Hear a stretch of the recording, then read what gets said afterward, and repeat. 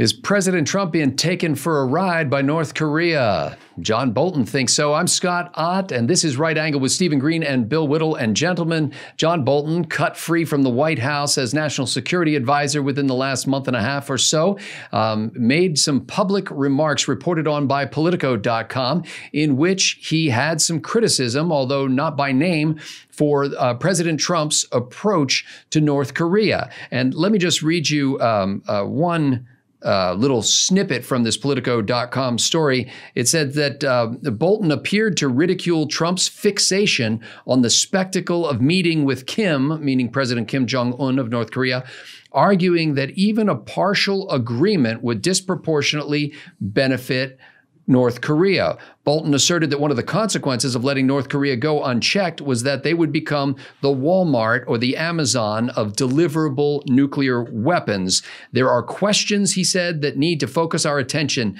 not can we get another summit with Kim Jong-un, or what the state of staff-level negotiations are to achieve a commitment from North Korea that it will never honor. Now, Bill Whittle, President Trump seems to have come to believe that through his negotiations with Kim Jong-un, he's come to know this guy, and therefore, and has often said publicly that he thinks that Kim wants to make a deal, will make a deal, and that we can expect North Korea to respect that deal.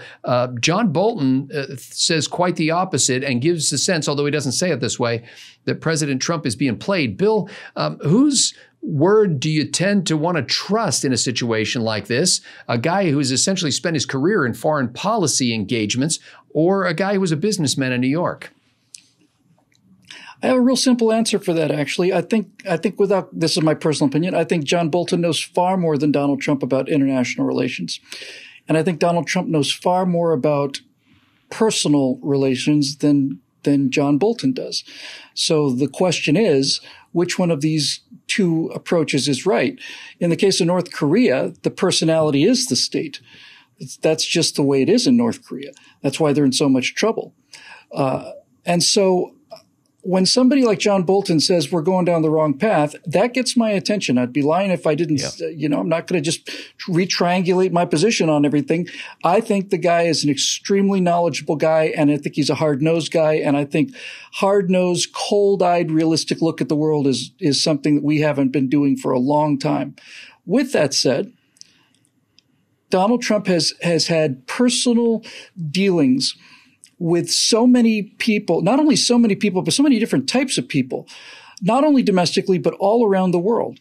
And I think his instinct for the personality is far better than John Bolton's is. So the question now becomes, is Trump's read of Kim Jong-un more accurate appraisal of the actual situation than what the statecraft analysis of the two powers over the course of the last, 40, 50 years would be? I'm kind of inclined to go with Trump on this one.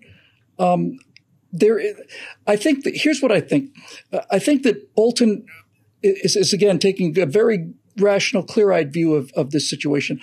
But I don't think there's anything rational or clear-eyed about Kim Jong-un. I don't. I think he's a complete adolescent in terms of his emotional makeup. And I think that Donald Trump has an instinctive sense of what somebody else wants in a deal. I think he's really, really got that down. So while Bolton may mock or disregard all of the attention being spent on high-level summits and photo ops and all the rest of it, I think it's not only possible but likely that Donald Trump understands Kim Jong-un well enough to know that that's what he wants. That he wants the prestige, he wants the international recognition, he wants to be seen as the big man. It's his country. He can tell his people all he wants to about America being this little backwater country. He knows what the deal is.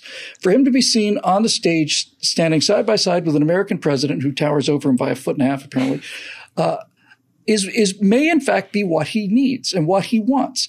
And if Donald Trump is giving him what he wants, then he might be willing to give up of something of what he wants to get Donald Trump to get something that he wants.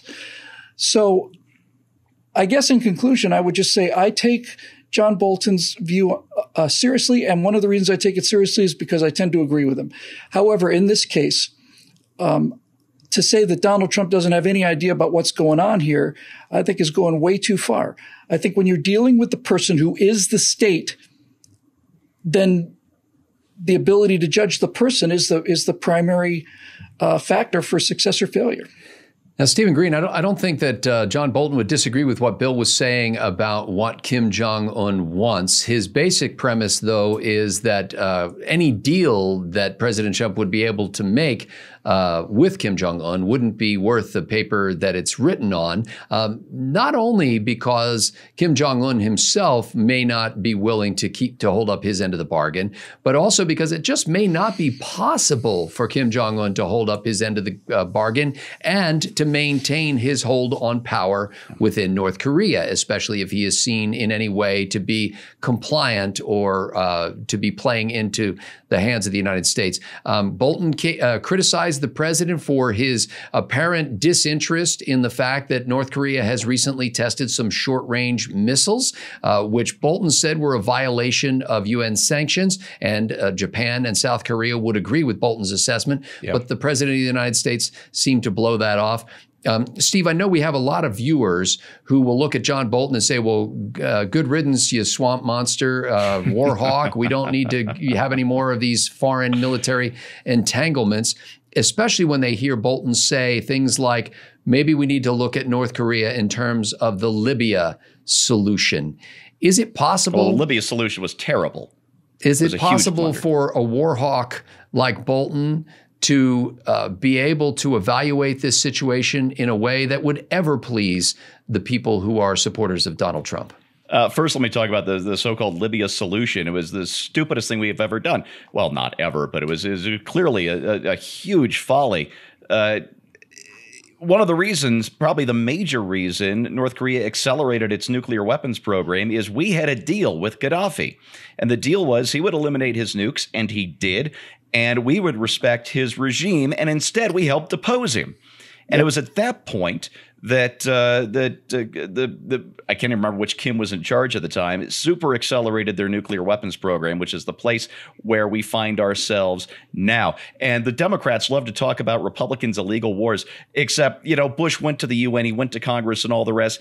Libya was an illegal war. Never went to Congress, never did anything. This is a Democratic president, Barack Obama. And instead of having the Republicans call him on it, we got John McCain and Marco Rubio cheering him on for this stupid adventure that helped set the stage for where we are right now with North Korea. So let's set the record straight on that for starters.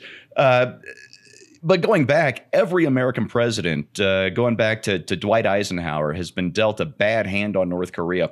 And every president has left his successor with an even worse hand on North Korea, especially from Carter on, the Pueblo incident, now nuclear weapons and all the rest. And it pains me to say this, but North Korea's nuclear weapons program has bought themselves a seat at the negotiating table. Now, I think Bill's generally right on the interplay between Trump and Kim and Bolton. I just feel better about Trump's side of the table if he still had John Bolton sitting next to his right hand on it. I think you kind of need that dichotomy in dealing with a crazy regime like the Kims have. My overall frustration with Trump on foreign policy isn't whether he's wrong or right. I think he's generally right and his instincts are solid. My problem is he doesn't articulate his foreign policy vision very well. You take things like the trade war with China, which I think is necessary.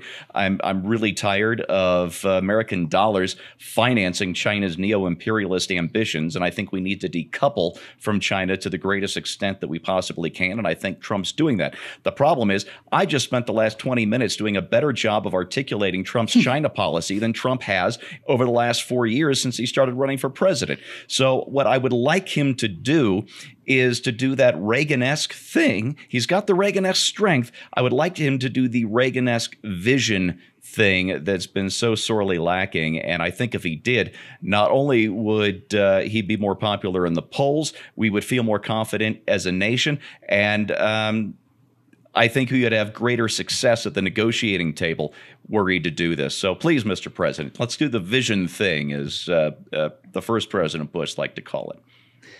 As Steve Green suggests, President Trump does seem to have a transactional view of foreign policy and, frankly, most other things in life, and a highly elevated sense of self-confidence in his own ability to see, as George W. Bush once implied, to see into somebody's soul, as Bush did with Vladimir Putin, and to understand them.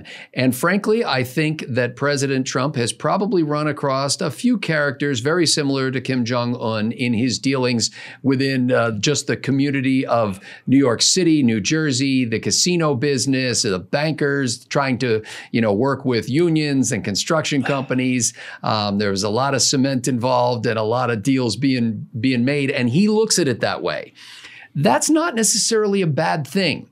I think you need that kind of perspective on the one hand. And as Steve suggested as well, I think you need John Bolton's perspective as well. I think I'm not saying he has to have him on board as the national security advisor, but the White House would be wise to take this counsel from John Bolton seriously and to consider the possibility that all of this stuff that looks like it's trending in the right direction in the negotiations between the president of North Korea and the president of the United States may be a scam.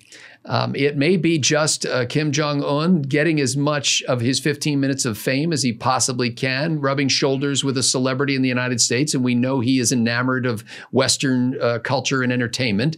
And maybe this is fun for him. But as I mentioned earlier, I'm not sure Kim Jong-un can do what he may come to a conclusion of in this agreement, let alone is he willing to. It may not be possible for him to do that. We think of this country, as Bill was talking about, as one man in charge of the state, l'état c'est moi, as the great French quote goes. But the reality is there's a whole network of power and support that has been propping up this family for decades.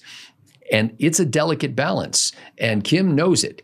And he has to somehow maintain that while seeing how good of a deal he can get with the United States. All of that to say, foreign relations like this are intensely complex matters that don't lend themselves to simplistic solutions, either from an interventionist perspective or from the, sort of we can't be the police force of the world, so let's back off and not do anything perspective, or that in between where Trump is trying to engage North Korea and having only spotty success with it. I tend to err on the side of engagement and, frankly, give President Trump some reins here and let him run with it a bit, because he's trying an approach that the other administrations have not tried. And as Steve pointed out, they've been failing for decades to do anything about the North Korean situation. However, I think you've always got to have in your back pocket the idea that you may be played for a sucker, and you've got to be willing to stand up for yourself at a moment's notice. For Bill Whittle and Stephen Green, I'm Scott Ott. Thanks to the members at BillWhittle.com for making Right Angle possible.